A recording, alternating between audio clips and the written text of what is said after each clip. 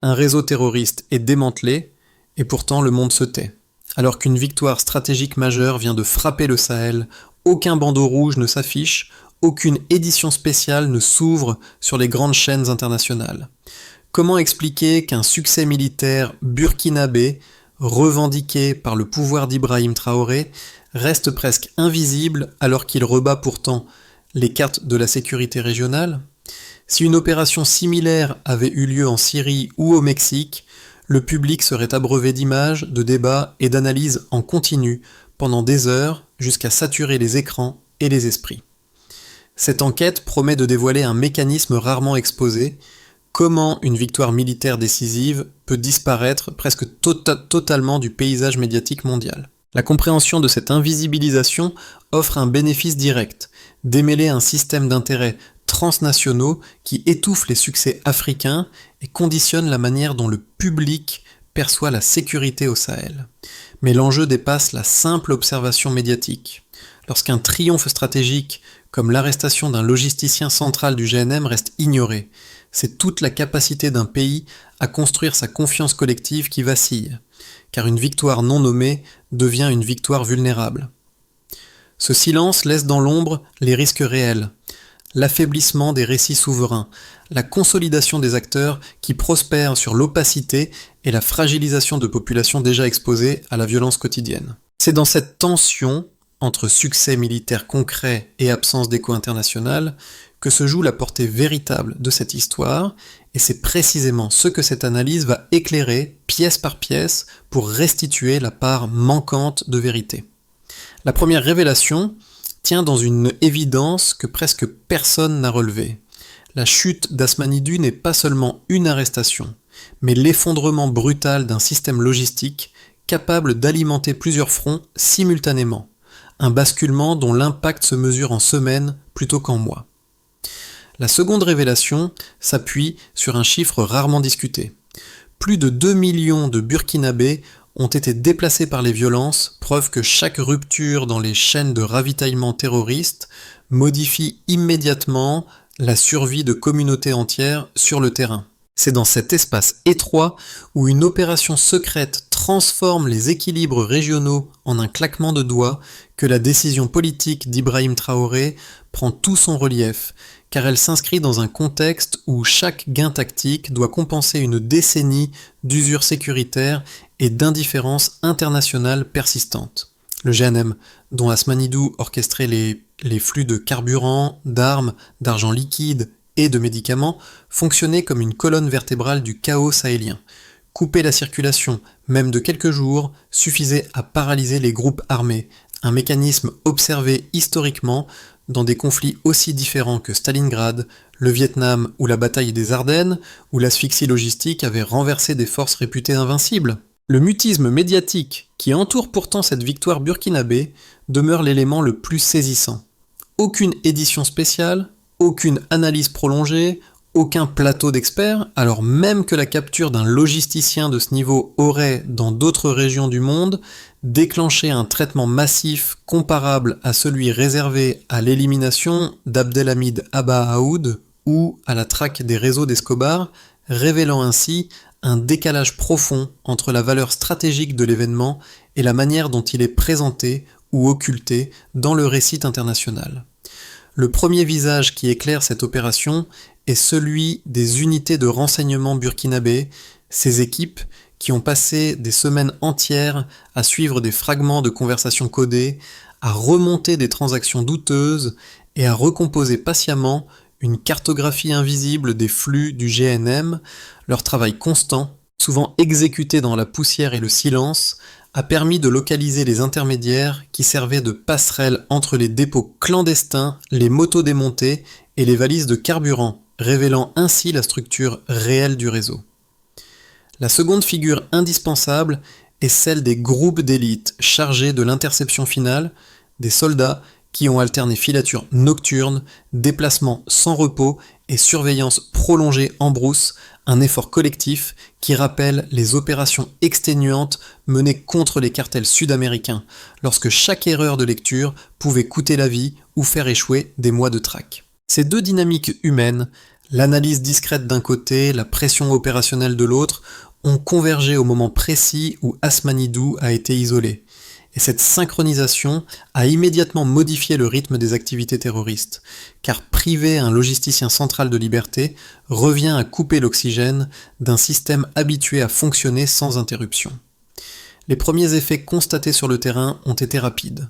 Certains groupes armés se sont retrouvés incapables de lancer des attaques faute de carburant disponible, des blessés n'ont pas été évacués et des cellules dispersées ont dû réorganiser leur route de contrebande en urgence, un processus qui ralentit toute mécanique clandestine. Ce lien direct entre le travail humain et la paralysie précoce du réseau montre que l'opération n'est pas un simple succès technique, mais un jalon qui redéfinit la vulnérabilité même du GNM en amont de toute réaction violente ultérieure. Le déclencheur apparaît lorsque les équipes de renseignement burkinabé, après des semaines de filatures épuisantes dans la brousse, interceptent une série d'échanges codés qui confirment qu'Asmanidou se déplace entre plusieurs points de relais, carrefour nerveux d'un réseau tentaculaire reliant carburant, motos démontées, valises d'argent liquide et médicaments, un mouvement discret mais décisif qui pousse les unités d'élite à resserrer l'étau, à multiplier les surveillances nocturnes et à reconstituer pas à pas la route clandestine qui mène aux logisticiens, comme cela avait été fait contre les réseaux d'Escobar ou les filières de la CIA durant la guerre froide, moment où chaque fragment de preuve redéfinissait la prochaine heure de traque. Lorsque le piège se referme, le climax surgit d'une exécution millimétrée. Des équipes alternent leur position, isolent les sentinelles, verrouillant les issues et capturent Asmanidou avant que l'alerte ne circule, une opération menée avec des moyens dérisoires, mais une précision telle qu'elle rappelle les embuscades chirurgicales des forces spéciales en Colombie, ou les coupures de lignes vitales dans le Vietnam lorsque la destruction d'une route ou d'un dépôt basculait tout un front. L'effet immédiat se lit dans les heures qui suivent, lorsque les convois du GNM cessent de circuler, que les motos n'arrivent plus sur les axes secondaires, que l'argent liquide ne parvient plus aux cellules périphériques. Un effondrement logistique qui fragmente l'appareil terroriste comme un cristal fendu.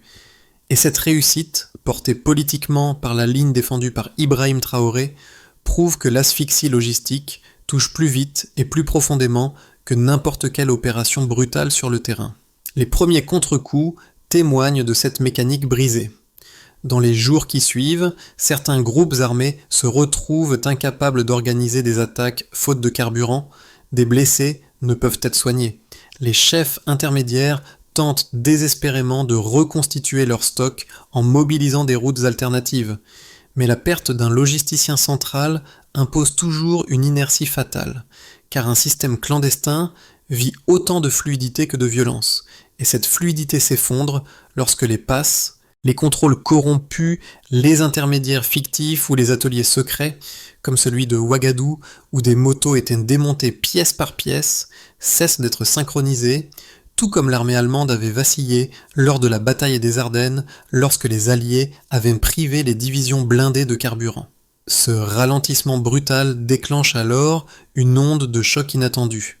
Le mutisme des grandes chaînes internationales persiste, aucune mention d'édition spéciale n'émerge, aucun expert ne commente l'importance stratégique de l'événement, et cette absence paradoxale d'écho crée une tension nouvelle, car un succès militaire ignoré peut nourrir des contre-attaques d'une violence imprévisible.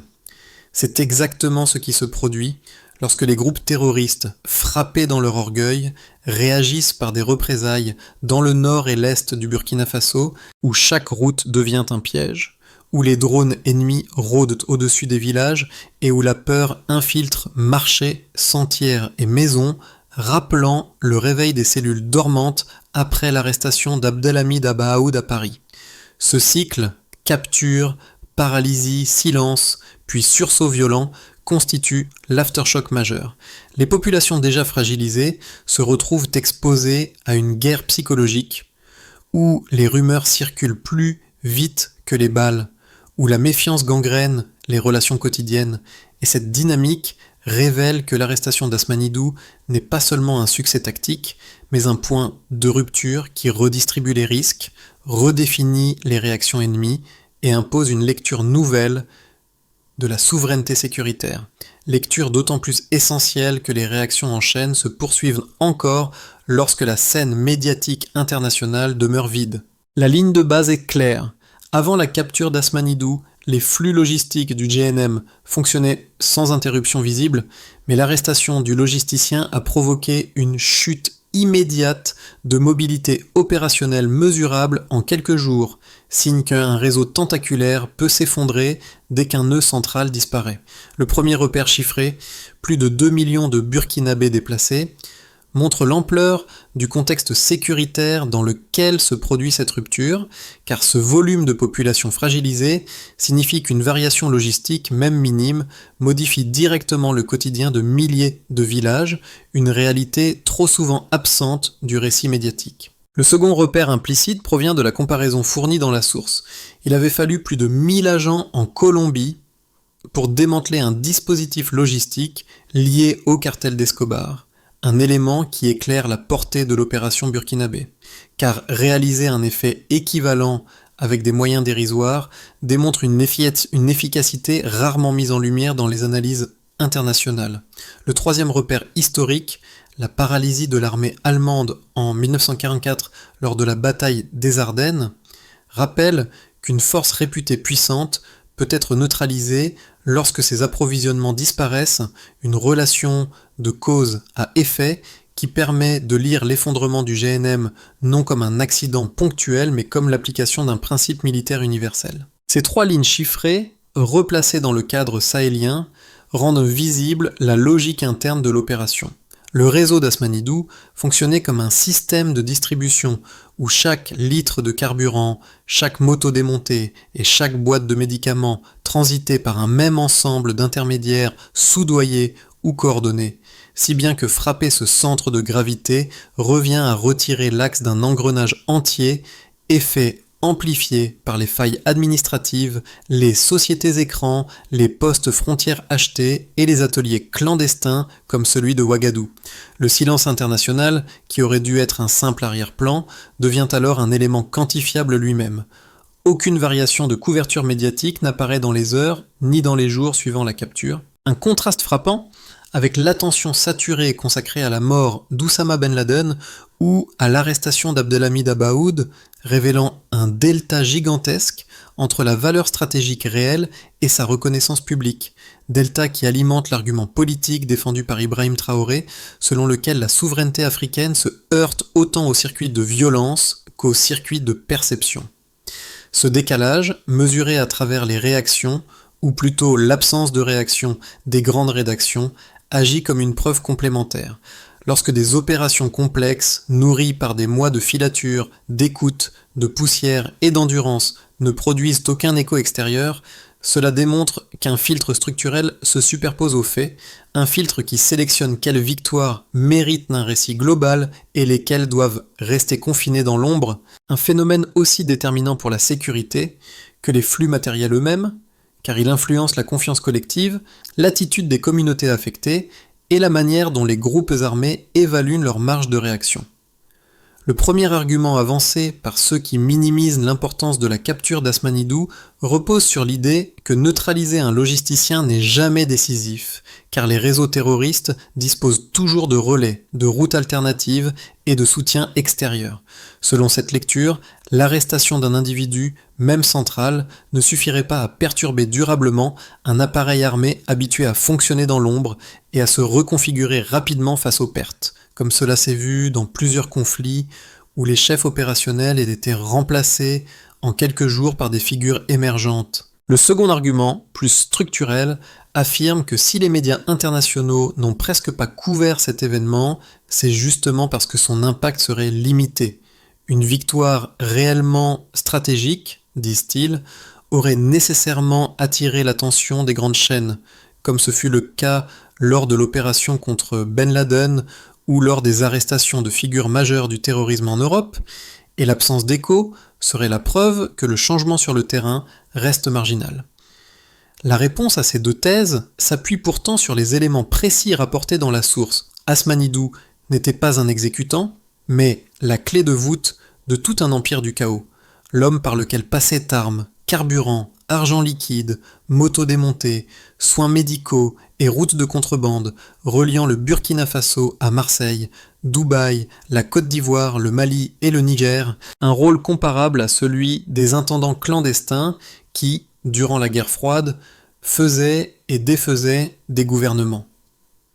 Dans un système aussi centralisé, la perte du logisticien ne crée pas une simple perturbation mais une rupture, comme l'ont montré les témoignages évoquant des groupes armés incapables de lancer des attaques faute de carburant, des blessés sans soins et des convois immobilisés. Quant à l'argument médiatique, il se renverse entièrement lorsqu'on observe que des victoires africaines majeures, comme l'écrasement de Boko Haram par les armées tchadiennes et nigérianes ou la chute du régime de Charles Taylor, n'ont jamais reçu une reconnaissance proportionnelle à leur importance stratégique. Un précédent clair qui montre que l'absence de couverture ne mesure pas la valeur d'une opération, mais révèle un filtre structurel chargé de maintenir certaines régions dans l'ombre narrative. Ainsi, loin de confirmer une insignifiance, le silence médiatique et la paralysie observée sur le terrain convergent pour démontrer que la capture d'Asmanidou constitue un point de bascule que la rhétorique minimisante ne parvient pas à masquer. Tout bascule en silence. Au moment où la capture d'Asmanidou aurait pu consolider un nouvel élan stratégique, une réalité inattendue se révèle. L'absence totale de reconnaissance internationale devient elle-même un acteur du conflit, car elle crée un vide où les groupes terroristes réorganisent leurs réponses sans être freinés par une pression extérieure, conséquence directe d'un mutisme que les États sahéliens dénoncent depuis des années. Dans ce contexte, l'intervention publique d'Ibrahim Traoré prend un tournant déterminant.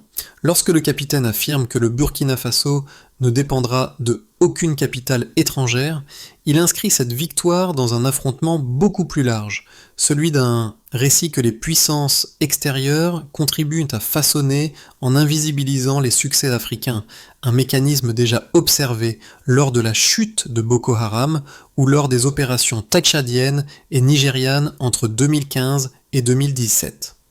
Cette révélation médiane éclaire alors un point essentiel. Ce n'est pas seulement le réseau d'Asmanidou qui est mis à nu, mais l'ensemble des circuits parallèles, financiers, logistiques, politiques, qui prospèrent grâce à l'opacité, de Paris à Dubaï en passant par Marseille, là où les sociétés écrans et les comptes fictifs servent de coulisses à des transactions qui entretiennent la guerre. Ainsi, ce midpoint marque la frontière entre l'analyse d'une opération militaire et la compréhension d'un système mondial où le silence, loin d'être passif, devient une stratégie pleinement active. La conséquence la plus immédiate touche d'abord les populations civiles du côté des populations civiles. Dans le nord et l'est du Burkina Faso, chaque route devient un piège, chaque marché un espace fragile, car les représailles déclenchées après la capture d'Asmanidou transforment des zones déjà vulnérables en territoires d'incertitude permanente, où les drones ennemis rôdent au-dessus des villages et où les familles hésitent désormais à parler à voix haute. Cette guerre psychologique, nourrie par la peur et les rumeurs, rappelle les méthodes de désinformation employées durant la guerre froide, moment où les regards, les silences et les soupçons pesaient aussi lourd que les armes. Ainsi, pour les civils, la victoire logistique devient une victoire ambiguë, prometteuse mais dangereuse, parce que chaque affaiblissement du réseau terroriste peut provoquer un sursaut de violence désordonnée.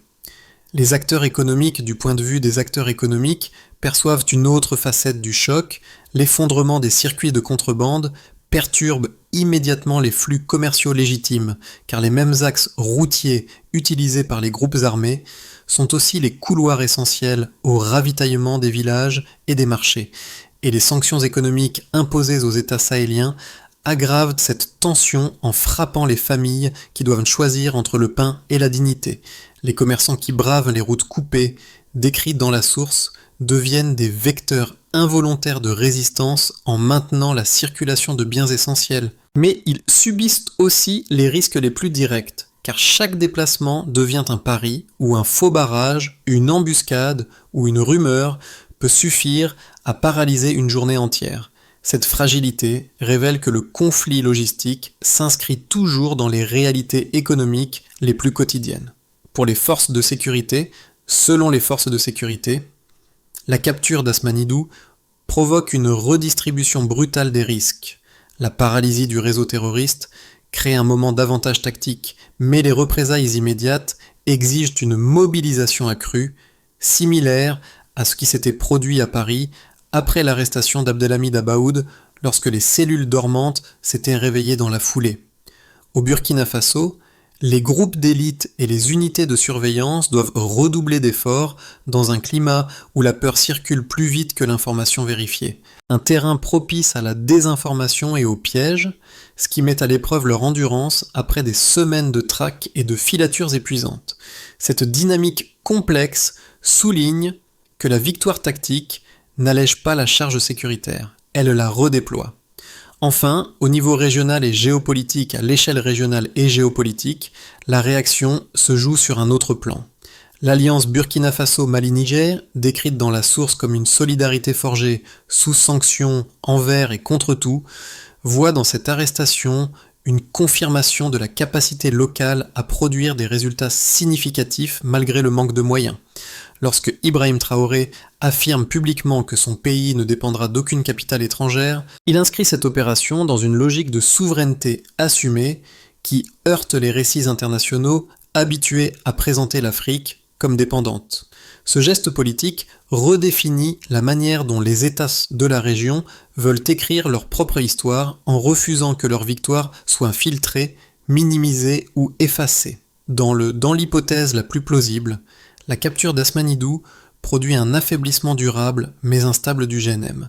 La paralysie logistique se prolonge pendant plusieurs mois car la désorganisation des circuits, carburant, motos, argent liquide, soins crée une inertie qui fracture les groupes armés, même si certains tentent de recomposer leur réseau en rachetant de nouveaux relais, comme cela s'était déjà vu dans d'autres conflits où la perte d'un logisticien central imposait des réajustements lents et coûteux. Cependant, les représailles demeurent intenses, notamment dans le nord et l'est, où les embuscades et les drones ennemis prolongent une insécurité diffuse qui maintient les populations dans une vigilance exténuante. Dans la trajectoire la plus favorable, l'effet domino devient plus profond. L'arrestation d'Asmanidou expose les sociétés écrans, les flux financiers et les relais transfrontaliers de Marseille à Dubaï en passant par la Côte d'Ivoire, de sorte que les routes clandestines perdent non seulement leurs logisticiens, mais aussi leurs appuis économiques.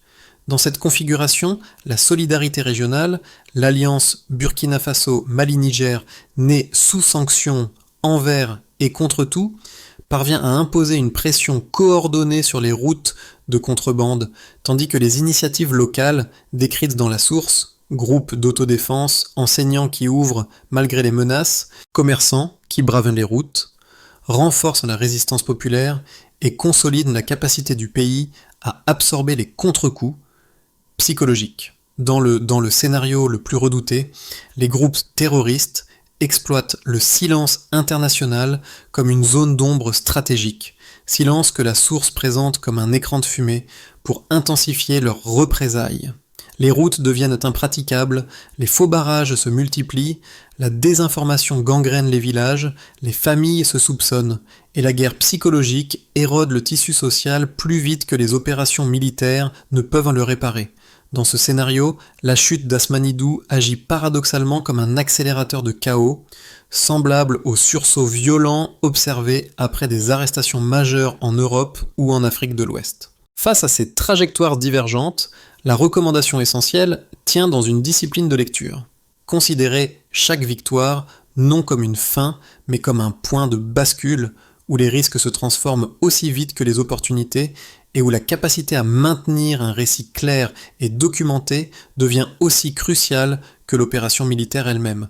Pour ceux qui vivent au plus près de la violence, groupe A, cette histoire résonne comme une confirmation brutale de ce que la source décrit. Les routes qui deviennent des pièges, les marchés envahis par la peur, les drones ennemis qui rôdent au-dessus des villages, autant de signes qu'un succès militaire ne dissipe pas immédiatement la tension, mais rappelle plutôt la fragilité quotidienne d'un environnement où les rumeurs se propagent plus vite que les preuves et où chaque silence, chaque regard peut redéfinir une journée entière. Pour ceux qui observent le Sahel depuis l'extérieur, groupe B, journalistes, analystes, étudiants, membres de la diaspora, Le cas Asmanidou souligne une responsabilité particulière. Comprendre que l'absence de couverture médiatique n'est jamais neutre et qu'elle façonne autant la perception du réel que les faits eux-mêmes, un mécanisme que la source illustre en évoquant des précédents comme la chute de Boko Haram ou la défaite de Charles Taylor, 2 victoires africaines restées largement hors des projecteurs malgré leur portée stratégique. Pour ceux qui cherchent des repères éthiques et politiques, groupe C, l'opération et son invisibilisation posant une question fondamentale. Qui écrit l'histoire lorsque les victoires locales demeurent dans l'ombre, et comment la mémoire collective peut-elle survivre si les récits sont filtrés par des intérêts extérieurs, comme la source le montre en rappelant le rôle des sociétés écrans, des circuits financiers et des interventions silencieuses qui façonnent le conflit bien au-delà des pistes du Sahel. Dans cette tension, chaque lecteur se trouve placé face à un choix. Laisser le silence devenir une norme ou reconnaître que comprendre un conflit, c'est aussi reconnaître les victoires trop vite effacées. La première étape consiste à renforcer la résilience communautaire, car la source décrit clairement comment les villages encerclés, les groupes d'autodéfense, les enseignants qui ouvrent malgré les menaces et les commerçants qui bravent les routes coupées incarnent la première ligne de résistance. Ce chantier implique des actions immédiates, sécuriser les axes essentiels, structurer les comités de quartier, soutenir les familles déplacées et se mesure par la capacité des communautés à maintenir écoles, marchés et déplacements de base malgré la peur et la désinformation. La deuxième étape exige une coordination sécuritaire accrue, car la capture d'Asmanidou a montré que l'efficacité repose autant sur des filatures patientes que sur des opérations chirurgicales menées avec des moyens dérisoires. Dans cette dynamique, les forces burkinabées doivent synchroniser davantage renseignements, unités d'élite et surveillance territoriale, tandis qu'Ibrahim Traoré doit, comme il l'a déclaré, maintenir une ligne d'indépendance stratégique vis-à-vis des capitales étrangères. Le résultat se mesure par la réduction des représailles effectives sur les routes du Nord et de l'Est. La troisième étape vise la rupture des circuits transnationaux, car la source révèle comment Paris, Dubaï, Marseille ou la Côte d'Ivoire servent de coulisses à des flux de carburant, d'armes et d'argent transitant par des sociétés écrans. La démarche requiert une coopération régionale renforcée avec le Mali et le Niger, alliance décrite comme forgée sous sanction envers et contre tout. Et l'impact se lie dans la capacité à perturber les routes alternatives utilisées par les groupes armés lorsque leur logisticien central disparaît. La quatrième étape repose sur la reconstruction du récit, car l'invisibilisation médiatique agit comme un filtre stratégique. Documenter, témoigner, transmettre, selon la logique rappelée dans la source, devient une action sécuritaire à part entière, mesurable par la capacité du pays à éviter que ses victoires ne disparaissent dans le silence. Dans l'ombre où se jouent les batailles invisibles, reviennent les silhouettes décrites plus tôt, celles des équipes de renseignement qui ont passé des nuits entières à recomposer des fragments d'informations et celles des groupes d'élite qui ont traversé la brousse sans repos, un duo silencieux qui a rendu possible la chute d'Asmanidou et dont la source rappelle la ténacité presque épuisante. Lorsque le discours d'Ibrahim Traoré affirme que la souveraineté du Burkina Faso ne dépendra d'aucune capitale étrangère, ces visages-là apparaissent comme la traduction humaine de cette promesse, car ils ont porté sur leurs épaules un travail que le monde n'a même pas jugé digne d'un bandeau rouge. Dans un pays où les marchés peuvent devenir des pièges et où la peur circule plus vite que l'information, leur persévérance forme une ligne de résistance qui dépasse la simple opération militaire et rejoint la longue chaîne des courageux que la source évoque, enseignants, commerçants, villageois, tous ces anonymes qui refusent de plier. Le silence international, décrit comme un écran de fumée, ne peut effacer la réalité de ce qu'ils ont accompli, car leur action a stoppé, ne serait-ce qu'un instant, la mécanique d'un empire du chaos qui saignait le Sahel depuis des années. La dignité survit quand la vérité trouve une voie. Ce récit, né dans le silence des pistes du Sahel, rejoint désormais un espace plus large, celui où les peuples choisissent de ne pas laisser leur victoire disparaître comme des traces effacées sur la poussière. La source le rappelle à travers chaque geste humble. Un commerçant qui brave une route coupée, un enseignant qui ouvre sa classe malgré la peur, un groupe de villageois qui veille la nuit. Autant de preuves que la souveraineté commence d'abord dans la parole assumée. Partager cette histoire, c'est prolonger leur effort, car chaque voix qui refuse l'oubli devient un obstacle de plus contre l'écran de fumée qui étouffe les réussites africaines. Il ne s'agit pas de bruit, mais de présence. Un commentaire, une discussion, un simple mot suffisent parfois à fissurer les murs du silence, comme la source l'illustre en évoquant les mouvements citoyens qui, de l'Argentine au Nigeria, ont arraché une mémoire que d'autres voulaient étouffer. Si cette victoire mérite d'exister ailleurs que dans l'ombre, alors chacun peut y contribuer à sa mesure en donnant à ce récit la lumière qui lui manque. Et vous, quelle place choisissez-vous ? Celle qui regarde s'effacer ou celle qui ravive la voix des victoires trop vite dérobées?